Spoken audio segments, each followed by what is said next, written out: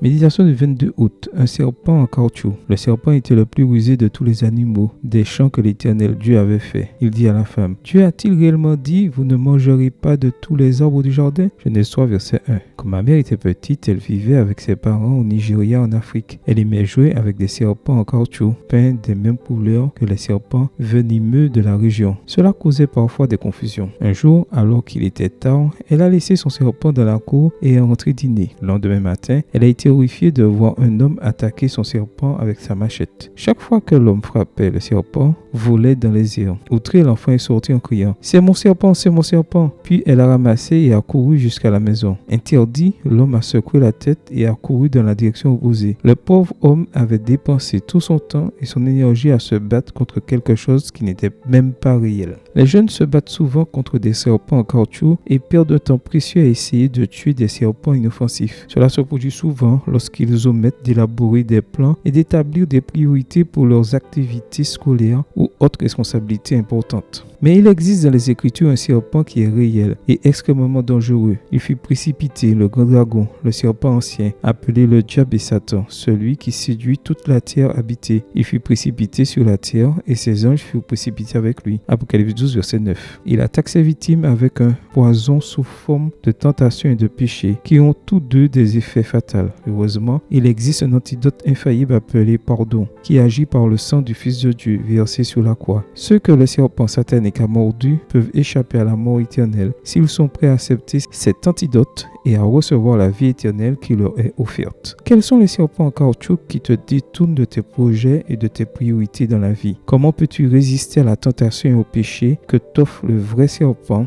et trouver le pardon et la vie éternelle que Dieu t'offre? Prends aujourd'hui la décision d'être victorieux au nom de Jésus. Amen. Bonne journée à toi et que le Seigneur te bénisse.